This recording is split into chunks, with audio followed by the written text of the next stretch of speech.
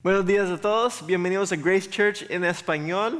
Yo me llamo Robbie y sirvo como el pastor de enseñanza aquí. Hemos escuchado de muchos de ustedes durante esta semana pasada de parte de personas en Colombia y personas en Ecuador, y siempre nos encanta escuchar si están viéndonos de otra parte del mundo o aún incluso desde aquí en Greenville. Entonces, si quieren hablarnos, si quieren contactarnos, siempre puede comentar bajo del video o contactarnos a través de nuestro sitio web. Hoy vamos a seguir en nuestra serie de 2 Corintios, así que vamos a orar para entrar en las Escrituras. Señor, te damos gracias por este privilegio de poder tener la oportunidad aún de escuchar tu palabra. Y nosotros sabemos que es a través de tu palabra que tú nos hablas, y yo pido que tú abres nuestros oídos y nuestras mentes, nuestros corazones para poder entender lo que tienes para nosotros esta mañana.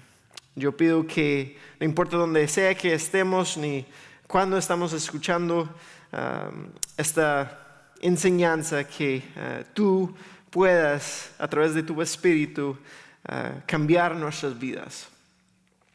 Y es en el nombre de Jesús que oramos. Amén. Cuando yo estaba creciendo, a mí me encantaba leer. Uno de los temas que más me gustaba leer era las leyendas del rey Arturo y los caballeros de la mesa redonda. Y una de las cosas que ellos siempre tenían que hacer como caballeros era estar en una búsqueda de cumplir algo. Y cuando uno está leyendo esas historias, muchas veces nosotros podemos ver donde nosotros mismos estamos también siempre en una búsqueda de algo. Una búsqueda de ser llenos, de satisfacción, de ser contentos, de ser completos. Nosotros tenemos ese anhelo dentro de nosotros. Pero muy pocas veces pensamos en el por qué. ¿Por qué nosotros tenemos ese anhelo que está profundamente dentro de nuestros corazones? Y a veces lo que revela esos motivos, lo que está dentro, el por qué dentro de nuestros corazones, son las interrupciones en las vidas.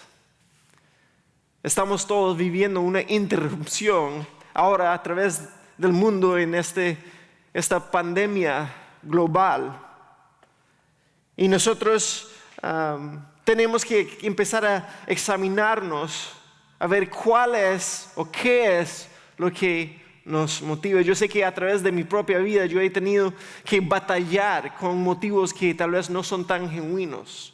La aprobación de los hombres, no estar contento, o siempre buscando la aventura en otras cosas que en vez de enfocarme en lo que está justo frente a mí. Y ahora que nosotros estamos llegando al texto de hoy, en capítulo 5, el versículo 11, empezamos a ver que Pablo habla de sus motivos en esta misión que Dios le ha dado. Pablo habla de por qué él hace lo que él hace, por qué él predica lo que él predica, por qué él sirve y ama a los corintios como él lo hace. Y él nos da un fundamento de 3 motivos que, aunque es lo que es la base de sus propios motivos, también debe ser los motivos de cada uno de nosotros como seguidores de Jesucristo. Entonces vamos a ver esos 3 motivos a través del texto: un conocimiento del temor de Dios, el amor de Cristo que nos controla, y en realidad la verdad central del Evangelio, que es la reconciliación que nosotros tenemos con Dios. Entonces vamos pensando en esos 3 motivos, a ver si eso es lo que nos motiva aún en nuestras propias vidas: un conocimiento del temor de Dios, el amor de Cristo que nos controla, y el verdadero Evangelio. Entonces empiezo con el versículo 11, dice así: dado que entendemos nuestra temible responsabilidad ante el Señor, trabajamos con esmero para persuadir a otros. Dios sabe que somos sinceros, y espero que ustedes también lo sepan.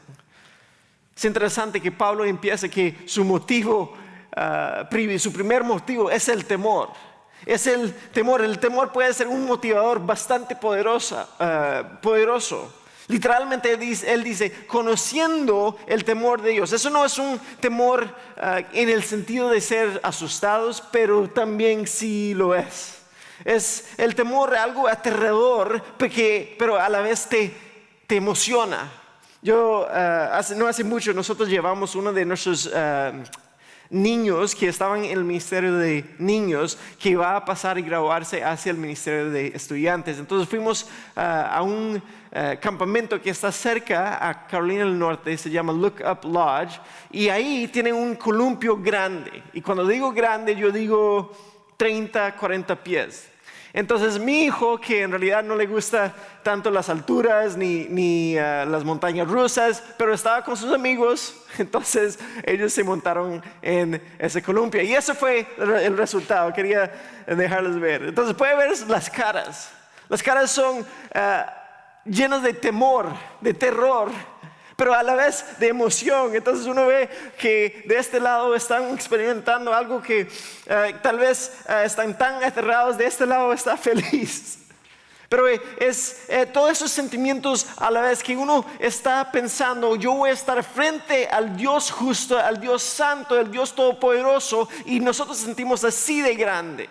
Es un sentimiento de asombro, de respeto, de estar aterrados, preemocionados.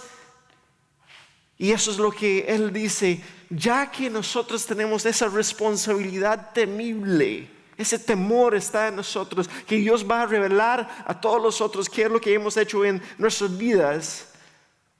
Eso es lo que no solamente nos reorienta en nuestras vidas ahora, sino también nos lanza para hacer su misión. Pablo dice, ya que yo entiendo eso, ya que yo conozco el temor de Dios, ya yo entonces me meto en la obra de persuasión, de persuadir a otros de la verdad. Ahora, el valor de la persuasión en esa cultura era un valor bastante alto, pero esos maestros que iban de ciudad a ciudad para persuadir a los otros de sus enseñanzas no eran necesariamente, tenían buenos motivos, más bien era lleno de drama, de elocuencia, de un show, algo espectacular, y no necesariamente hablaban con sinceridad de corazón ni el contenido. Era sutil, era engañoso. No hace mucho estaba viendo un documental que estaba hablando de la tecnología que es persuasiva. Es la tecnología que cada uno de nosotros tenemos en nuestros celulares, que nos mantiene pegados a los celulares simplemente viendo todas las historias. Y pensamos que estamos en control, pero en realidad toda la tecnología está hecha para que nosotros nos quedamos pegados ahí, para que puedan poner anuncios frente a nosotros y ganar dinero de eso. Y Pablo aquí está tratando de distinguirse de los falsos maestros que están haciendo lo mismo, que ellos persuaden a otros a escucharles, pero su propia ganancia. Y Pablo dice, no, mi motivo no es mi propia ganancia, mi motivo es que yo tengo un temor de Dios, que yo algún día voy a estar frente a Dios. Ahora, nosotros vivimos en una cultura donde si nosotros compartimos nuestra fe con otros, la gente lo puede ver como ofensivo o aún como odio, porque creen que estamos tratando de imponer nuestras fuerzas sobre otras personas. Sin embargo, nosotros tenemos que entender, si yo creo en el Evangelio, si yo estoy convencido de la verdad del Evangelio, entonces yo, para realmente amar a otros, tengo que compartir la verdad del Evangelio a los otros. Y obviamente cualquier tiempo eso puede ser torcido, como todo lo que nosotros hacemos como seres humanos. Puede haber presentaciones insinceros del Evangelio. Puede haber motivos personales, agendas personales. Puede haber decepción y engaño y diluir el Evangelio. Pero eso no significa que cualquier persona que está compartiendo el Evangelio sea malo. Pero nosotros tenemos, y todos nosotros, si tenemos convicciones personales, vamos a ser impulsados a actuar y hablar de acuerdo a eso. Y como seguidores de Cristo, eso es uno de esos, que algún día vamos a rendir cuentas ante un Dios todopoderoso. Y Él nos va a preguntar, ¿qué es lo que tú hiciste con lo que te di? ¿Qué es lo que tú has hecho? ¿Lo has invertido en el reino o lo has malgastado para sí mismo? Versículo 12. ¿Estamos de nuevo recomendándonos a ustedes? No, estamos dándoles un motivo para que estén orgullosos de nosotros, para que puedan responder a los que se jactan de tener ministerios espectaculares en vez de tener un corazón sincero. Entonces Pablo ahora a la gente dentro de la iglesia de Corinto dice, hey, esas personas me están criticando, pero yo les voy a dar un argumento. Y mi argumento es que yo tengo un temor de Dios y ellos no están sinceros. Pero yo sí estoy siendo sincero. Ellos han enfocado más en lo espectacular. Literalmente dice que ellos están enfocados o están jactando en lo externo o en la apariencia. Ese es el que juega fútbol y piensa que todo se trata de él y no del equipo. O para decirlo de esa manera, es el predicador que le gusta predicar porque le gusta escuchar a sí mismo hablar. Ellos han caído en eso. Y por eso su mensaje ha sido diluido o comprometido. Por afuera parecen cristianos, pero sus corazones están lejos del Señor. Pablo entonces dice en el versículo 13, si parecemos estar locos, es para darle gloria a Dios. Y si estamos en nuestro sano juicio, es para beneficio de ustedes. Entonces, aparentemente algunos de sus oponentes lo está acusando de ser loco y él ni se defiende. Simplemente dice, aun si estoy loco, si no estamos locos, yo sé para qué yo hago eso. Para glorificar a Dios y para ser de beneficio para los otros. Entonces lo primero que encontramos como el fundamento de los motivos de Pablo es que él está movido por Dios como su juez. Él sabe que algún día va a tener que parar frente a una autoridad mucho más grande de él y eso afecta como él vive ahora. Cuando yo estuve en el colegio, me movieron de colegio y me pusieron una clase de matemática donde por alguna razón todos los que estaban en esa clase eran los malos, habían tenido problemas con las leyes y yo había crecido con esos muchachos. Pero siempre uno se daba cuenta cuando uno tenía que aparecer en el corte de ese día, porque llegaban y estaban un poco más tranquilos y estaban en su mejor vestido, en su mejor ropa.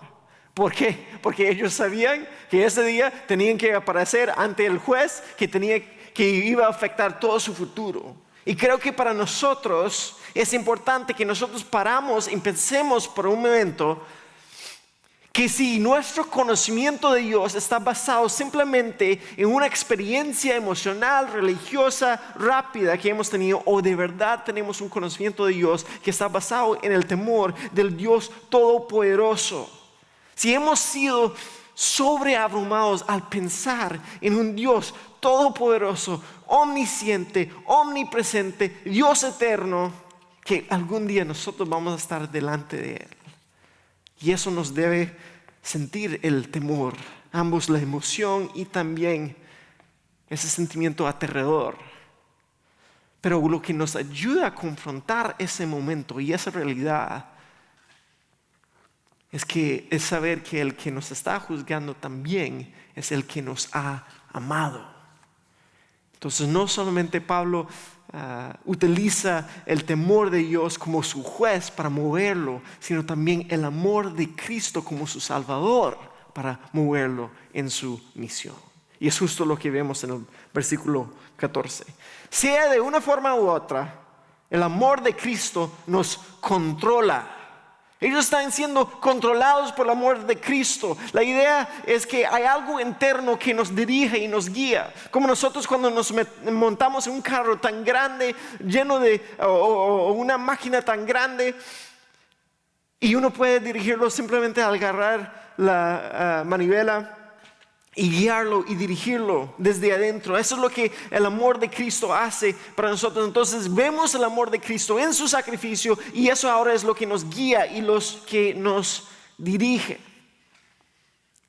Y es un ejemplo de lo que significa pensar bien de los otros. Dice, ya que creemos que Cristo murió por todos, también creemos que todos hemos muerto a nuestra vida antigua. Él murió por todos para los que reciben la nueva vida de Cristo, ya no viven más para sí mismos. Más bien, vivirán para Cristo, quien murió y resucitó por ellos.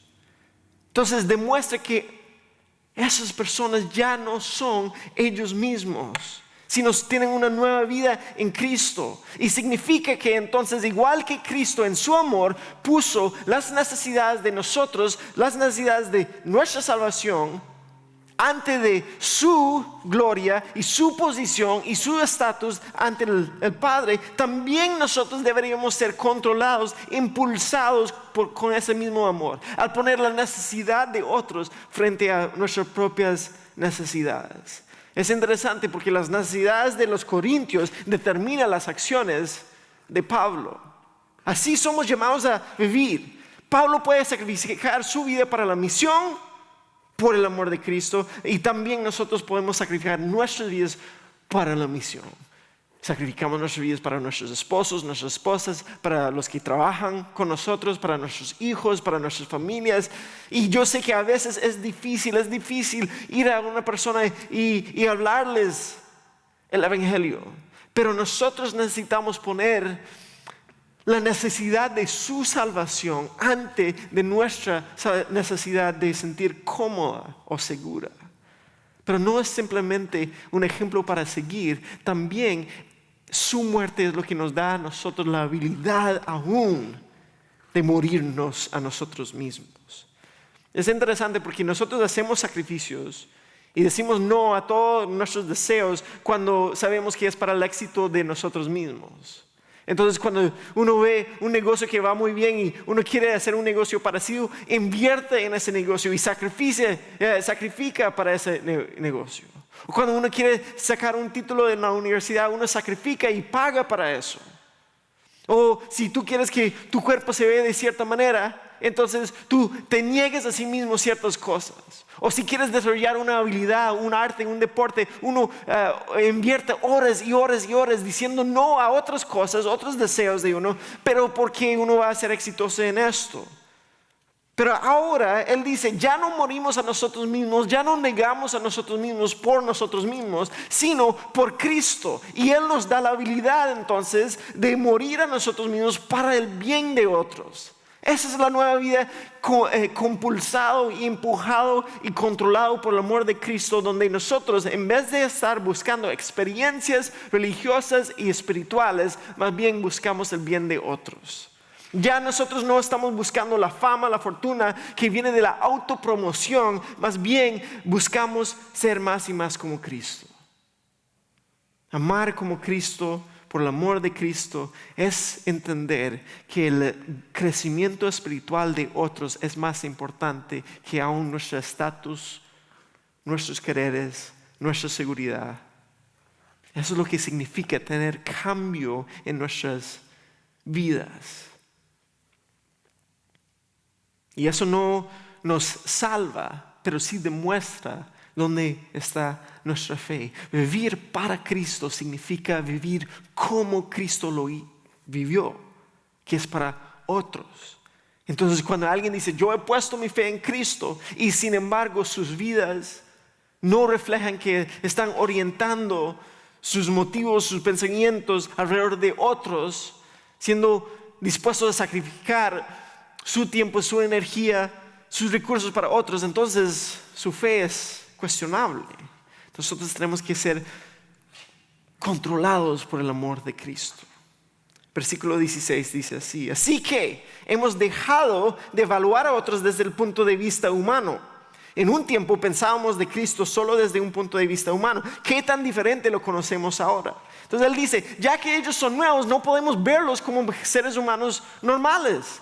Y él utiliza la ilustración como él veía a Cristo antes, como Jesús, tal vez un maestro loco que andaba por ahí, que mataron los romanos. Pero ahora él se dio cuenta que es Dios, entonces eso cambió su perspectiva por completo. Es alguien completamente nuevo. Así vemos a los otros también. Versículo 17. Esto significa que todo el que pertenece a Cristo se ha convertido en una persona nueva o una creación nueva. La vida antigua ha pasado, una nueva vida ha comenzado. Ese lenguaje de una nueva creación es sumamente poderosa. Es romper completamente con el pasado. Es un cambio completo.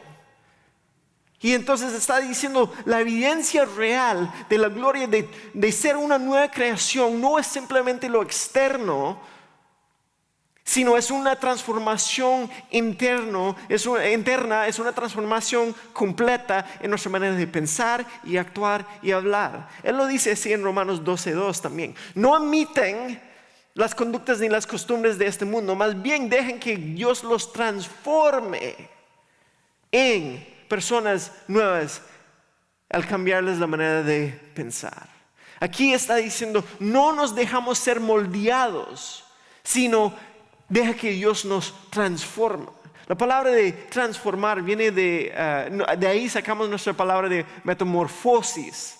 Cuando ese cambio de una oruga a una mariposa. Si uno no supiera de la ciencia, uno ve una mariposa y nunca pensaría que eso empezó como una oruga. Porque es grande, es bonita y vuela en el aire, mientras que una oruga está ahí rascándose en el suelo, peludo, feo, algo completamente diferente. Él dice, Corintios, ustedes son una humanidad renovada, siendo transformada a la imagen de Cristo a través del Espíritu. Ya no son paganos, ya no son parte del mundo y sus caminos.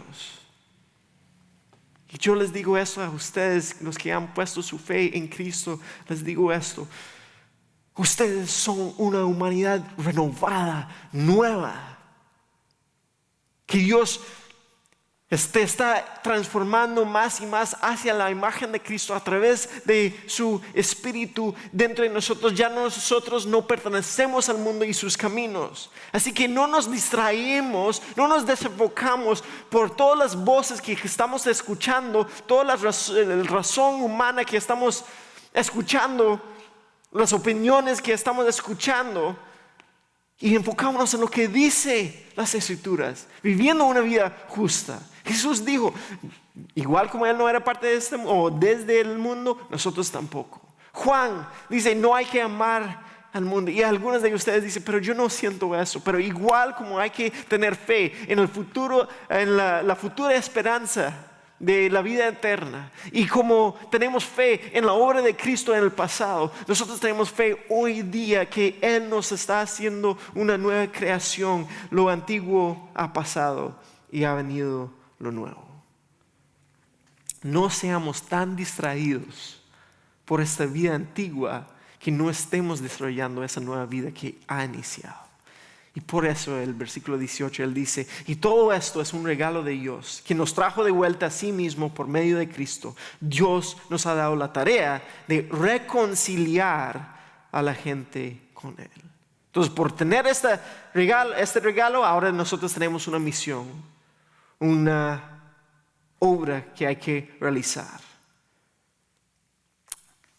Muchas veces ahora, el resto del pasaje, vemos la palabra reconciliación. Cuando hablamos de reconciliación es esto: la humanidad va corriendo lejos de Dios y Dios está trabajando para traernos de vuelta.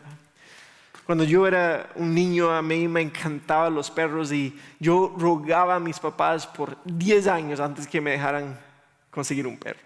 Y el primer perro que nosotros conseguimos era uno que tenía color chocolate, entonces le decimos chocolate, fudge. Pero él era tan asustado de todo lo que estaba alrededor que cuando lo trajimos a la casa, él fue a la casita del perro y no salió por 2 semanas. Entonces yo, siendo un niño de 12 años, yo iba y me sentaba dentro de la casita con él por 2 semanas hasta ganarle la confianza para sacarlo. Pero cuando lo sacamos, él estaba tan asustado que se fue y escapó del patio. Entonces nosotros teníamos que manejar por todo el vecindario buscándolo, y cada vez que lo traímos él otra vez escapaba. Y yo en mi mente decía, qué perro más tonto. Yo le doy de comer, yo lo amo, yo lo persigo, Yo lo trato bien, aquí él está bien, allá afuera está en peligro, puede ser que un carro le atropella. Pero nosotros somos igual. Nosotros vamos corriendo de Dios. Dios nos provee todo, nos ha dado todo. Y entonces ahora Él hace la obra para traernos de vuelta a Él. Entonces la reconciliación es traernos de vuelta a Dios. Y lo hace a través de Cristo. Lo hace a través de restaurar una relación. Pero esa restauración de relación es aún más fuerte que simplemente, que ya nosotros estamos bien. Él utiliza las palabras que demuestra que está estableciendo paz entre enemigos. Nosotros somos enemigos de Dios apenas que nosotros pecamos. Por nuestra naturaleza pecaminosa, nosotros somos enemigos de Dios. Cuando Adán y Eva pecaron en el jardín, fueron separados de Dios, de su gloria. Y Dios empieza toda su historia de redención y da la ley a Israel para que ellos puedan cumplir la ley, pero ellos tampoco lo pueden cumplir. Entonces Él envía a Cristo quien vivió una vida perfecta, y en Él no había pecado y no había separación, y Él cumplió lo que la ley no pudo, lo que los seres humanos no pudieron, y Él llega a ser el reconciliador de Dios hacia los hombres. Y ahora Él dice, eso es nuestra obra, de hablar de esta fe exclusiva y apuntar y señalar hacia el reconciliador Jesucristo. No hay nadie más, no hay nada más que nos pueda reconciliar a Dios. Eso es el mensaje de Pablo, y ese es nuestro mensaje como la iglesia. Entonces déjame resumir cómo se ve esto. Dios toma la iniciativa y Él hace su obra para reconciliarnos. Y Él toma la humanidad pecaminosa y nos da la reconciliación con Dios. Y así que nosotros llegamos a ser una nueva creación. Esto es algo que únicamente Dios puede hacer. Solo Dios puede reconciliar seres humanos pecaminosos con Él, un Dios justo y perfecto. Entonces, si vamos a tener esperanza, está en esto. Pero ¿cómo lo hace? Y eso lo vemos en versículos 19 y 21. Pues Dios estaba en Cristo reconciliando al mundo consigo mismo, no tomando más en cuenta el pecado de la gente, y nos dio a nosotros este maravilloso mensaje de reconciliación. En este versículo Él empieza a hablar de qué es la obra de Dios. Básicamente está diciendo, la obra de Dios es más grande que cualquier pecado de la humanidad. La obra de Dios es tan grande que no tiene que contar el pecado de la humanidad. No tiene que atribuir el pecado a la humanidad por su obra.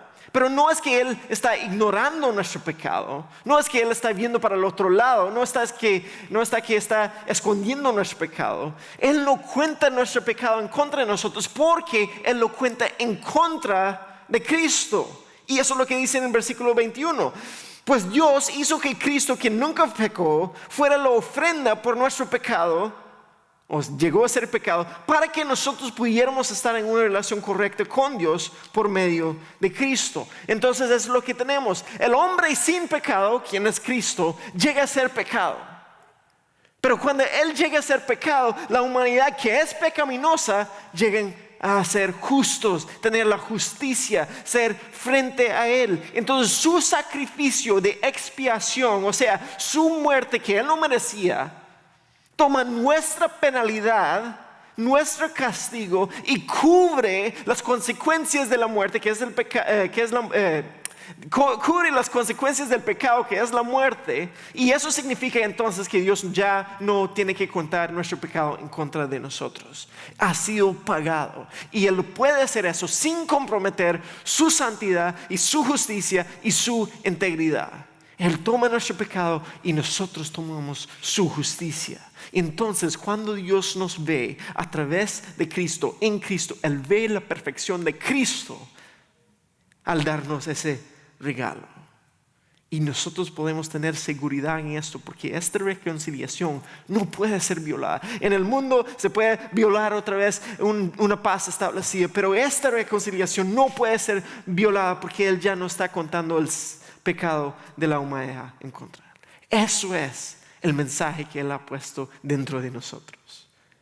Y por eso nosotros somos instrumentos de Dios. Versículo 20 que encontramos entre el 19 y 21 dice así: así que somos embajadores de Cristo. Dios hace su llamado por medio de nosotros. Hablamos en nombre de Cristo cuando les rogamos: vuelvan a Dios.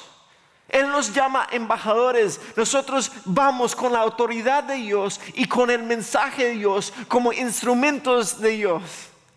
Nosotros, cuando estoy en la casa y un hijo está a otro lado de la casa, yo le digo a mi hija: hey, Emma, vaya, dígale a Joshua esto. Y ella va con la autoridad de su papá y con el mensaje del papá, y ella es el instrumento de la voz del papá. Eso es lo que nosotros estamos haciendo.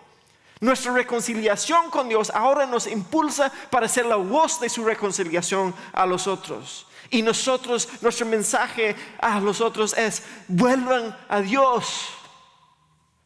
Vuelvan a Dios. Que otros escuchan que Dios está diciendo: vuelvan a mí.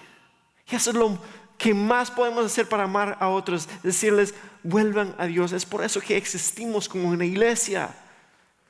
Nosotros existimos para llamar a las personas y decir: vuelvan a Dios y hazlo hoy. Vuelvan a Dios, honrelo, glorifíquelo, vive por Él y no por sí mismo. Esa es la responsabilidad cristiana.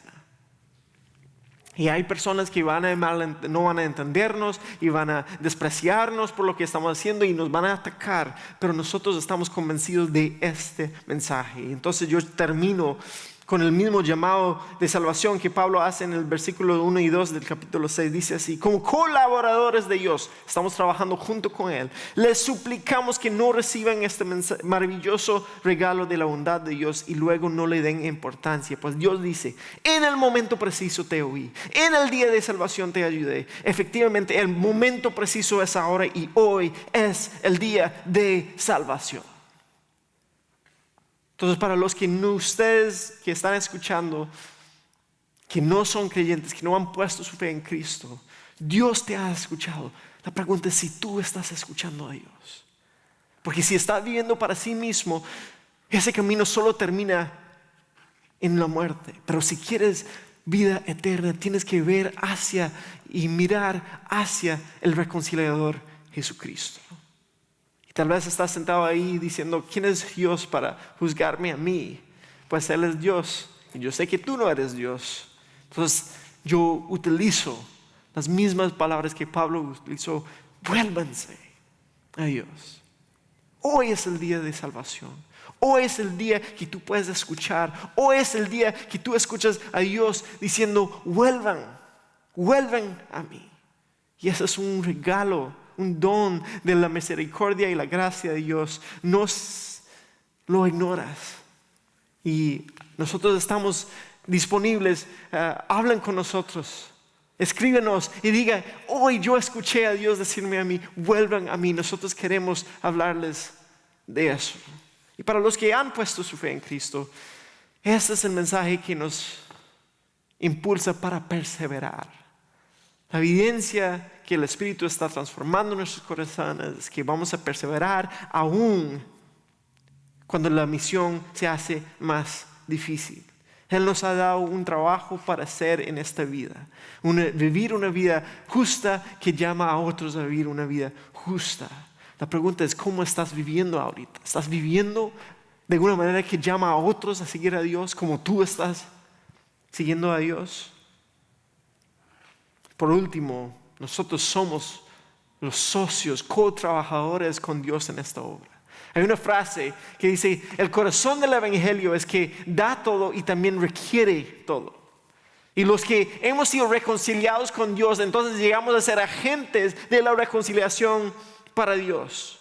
Nosotros tenemos que entender, esto es nuestra búsqueda, eso es nuestro propósito, eso es nuestra misión, esa es nuestra pasión y es el Evangelio. Y temo que hemos confundido el Evangelio con otras cosas. Hemos confundido el Evangelio con un Evangelio de prosperidad, un Evangelio de comodidad, de seguridad, de felicidad, un Evangelio de política, un evangelio de cosas del mundo. Y si hemos sido confundidos por esos falsos evangelios, tenemos que arrepentirnos y volver al evangelio de la reconciliación, que Cristo nos ha movido de ser enemigos de Dios a ser hijos de Dios. Y esas son las buenas noticias que nosotros vivimos en este mundo extranjero, esta tierra extranjera. Eso es lo que Él nos ha llamado a hacer. Esa es nuestra misión. Es por eso existimos. Nosotros somos un pueblo que conocemos nuestro porqué.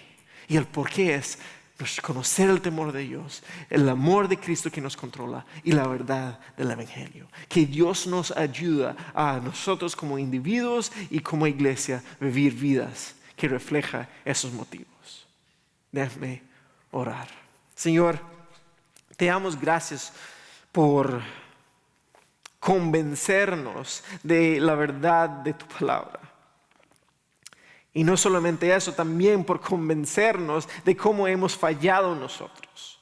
Yo pido que nosotros, cualquier persona que esté escuchando esto en este momento, puedan escuchar tu voz diciendo, vuelvan a mí.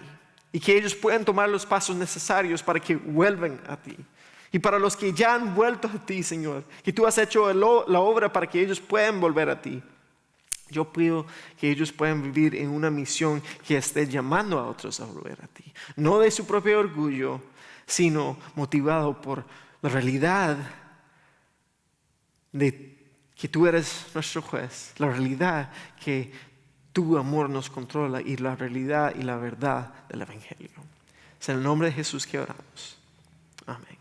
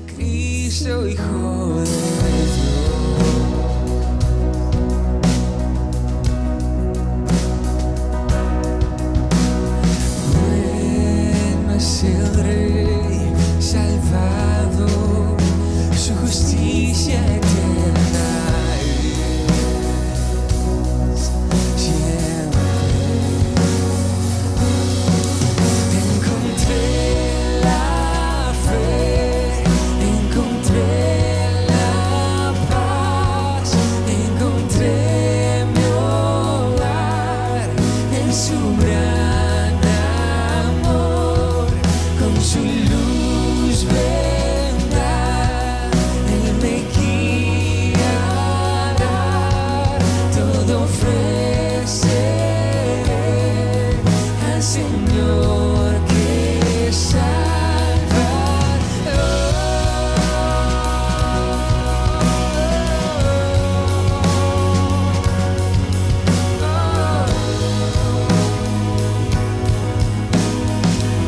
No cambiará.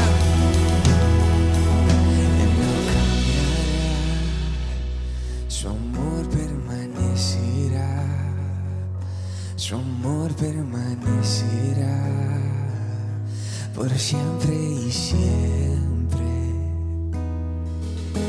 No cambiará, su amor permanecerá, su amor permanecerá por siempre y siempre. No cambiará, su amor permanecerá, su amor permanecerá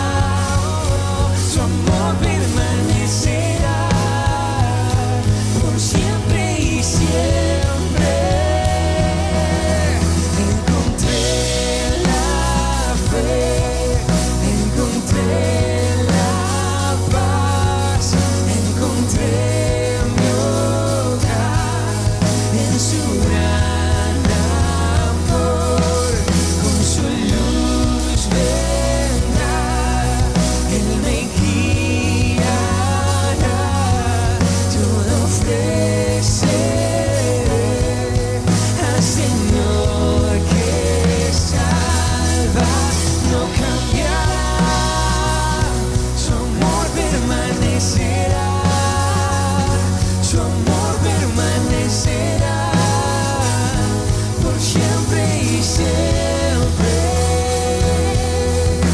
No cambiará, su amor permanecerá, su amor permanecerá por siempre y siempre.